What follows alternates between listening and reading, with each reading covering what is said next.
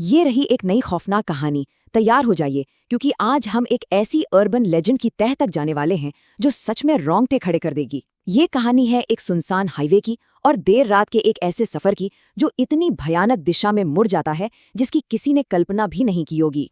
चलिए, बिना किसी देरी के सीधे इस रहस्यमयी हाईवे की कहानी में उतरते हैं। जरा कल्पना कीजिए, क्या हो अगर एक बिल्कुल ही आम सी रात अचानक एक कभी न खत्म होने वाले दुस्वप्न में बदल जाए। यही इस पूरी कहानी का मेन सस्पेंस है। शुरुआत से ही जिस तरह का माहौल इस कहानी में बनाया गया है ना, वो कमाल का है। छोटी छोटी बातें कैसे एक बहुत बड़े खतरे का इशारा करती हैं, आइए देखते हैं। कहानी की शुरुआत बिल्कुल एक क्लासिक हॉरर सेटअप से होती है। रात के 2 बज रहे हैं, एक एकदम सुनसान हाईवे है और आर्यन नाम का एक ड्राइवर अपनी कार में बिल्कुल अकेला जा रहा है। अभी जो अकेलापन है ना, यही कहानी में एक अजीब सी दहशत पैदा करता है। इस सन्नाटे में एक हल्की सी आहट भी बहुत डरावनी लग सकती है ना। तभी अचानक घटनाक्रम में एक ट्विस्ट आता है।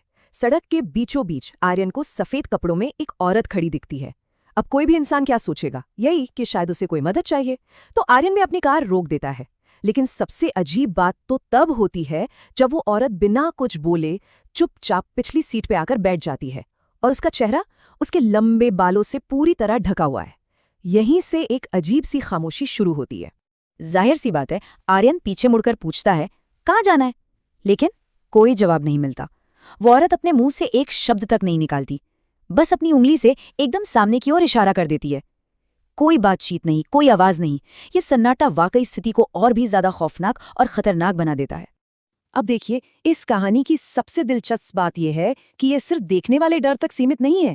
कार के अंदर अचानक एक बहुत ही अजीब सी गंध फैलने लगती है। कोई आम गंध नहीं, बल्कि ऐसा लगता है जैसे कोई बहुत पुरानी और सड़ी हुई चीज वहीं आसपास हो। जैसे ही ये सड़न की बदबू आती है, डर का एहसास बिल्कुल असली लगने लगता है। और ठीक इसी पल वास्तविकता जैसे टूटकर बिखर जाती है। आर्यन जब अपने रियर व्यू मिरर यानी पीछे देखने वाले शीशे में देखता है तो पिछली सीट बिल्कुल खाली नजर आती है। उसे लगता है कि शायद ये उसका वहम था। लेकिन जैसे ही उसकी नजर बगल वाली खिड़की के कांच पर पड़ती है तो वो औरत वहीं बैठी होती है और उसका रूप, उसकी गर्दन एक अजीब और अप्राकृतिक तरीके से मुड़ी हुई है और वो सीधे आर्यन को घूर रही है। सच में ये सोचकर ही रोंगटे खड़े हो जाते हैं। ये भयानक नजारा देखकर आर्यन की रूह कांप जाती है। वो दोबारा पीछे मुड़कर देखने की हिम्मत ही नहीं जुटा पाता। वो अपनी नजरें बिल्कुल सीधी सड़क पर टिका देता है और डर के मारे कार का एक्सेलरेटर पूरी ताकत से दबा देता है। वो बस किसी भी तरह वहां से भाग जाना चाहता है। लेकिन असली दुस्वप्न तो अब शुरू होता है और ये पूरा दुस्वप्न सिर्फ एक नंबर के इर्द गिर्द घूमता है, नंबर 40। ये कोई आम नंबर नहीं है, बल्कि ये एक खौफनाक लूप का प्रतीक बन जाता है जिसमें आर्यन बुरी तरह फंसने वाला है। आर्यन को धीरे धीरे एहसास होता है कि वो एक ऐसे जाल में फंस चुका है जहां समय और दूरी का कोई मतलब ही नहीं बचा। वो अपनी पूरी रफ्तार से कार चला रहा है, लेकिन बार बार एक ही साइनबोर्ड को पार कर रहा है जिस पर लिखा है शहर 40 किलोमीटर दूर। पिछले सिर्फ 15 मिनट की ड्राइविंग में उसने कम से कम 10 बार उसी बोर्ड को पार किया है। मतलब वो एक अनंत घेरे में, एक अंतहीन लूप में कैद हो चुका है। और फिर स्थिति एकदम बेकाबू हो जाती है। कार का रेडियो बिना किसी के छुए अपने आप चालू हो जाता है और उसमें कोई गाना नहीं बज रहा, सिर्फ खौफनाक इंसानी चीखने की आवाजें आ रही हैं। तभी वही पुरानी सड़न वाली गंदी हवा का एक झोंका आर्यन के कान के एकदम करीब महसूस होता है। यह सिर्फ एक डरावना अनुभव नहीं है, ये तो सीधे आर्यन के दिमाग पर एक वार है। इस पूरी भयानक घटना का क्लाइमैक्स तब आता है जब आर्यन के कान में एकदम करीब से एक ठंडी फुसफुसाहट सुनाई देती है, तुम कहीं नहीं जा रहे। ये एक वाक्य जैसे आर्यन की किस्मत पर मोहर लगा देता है। ये इस बात का साफ सबूत है कि अब बचने का कोई रास्ता नहीं बचा है। चलिए, अब सीधा अगली सुबह चलते हैं। रात 2 बजे जो खौफनाक मुठभेड़ शुरू हुई थी और जो 40 किलोमीटर का लूप बना था, वो अगली सुबह एक बहुत बड़े अनसुलझे रहस्य में बदल जाता है जब पुलिस की टीम उस हाईवे पर पहुंचती है। पुलिस को वहां जो मिलता है वो सच में परेशान करने वाला है। कार ठीक उसी 40 किलोमीटर वाले साइनबोर्ड के पास खड़ी मिलती है।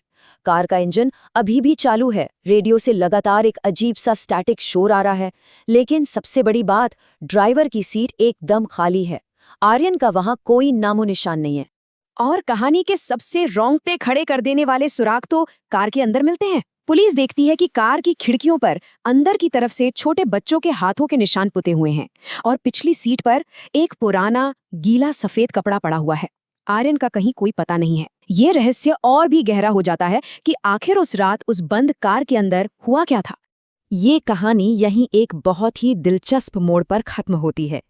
अब ये सवाल उठता है कि क्या इस खौफनाक कहानी का अंत बदला जाना चाहिए या फिर इसे यहीं एक रहस्य छोड़कर किसी नई डरावनी कहानी की ओर बढ़ा जाए, शायद किसी शापित गुड़िया या किसी पुराने वीरान बंगले की कहानी। खैर, आज के इस विश्लेषण में बस इतना ही। इस खौफनाक सफर का हिस्सा बनने के लिए शुक्रिया।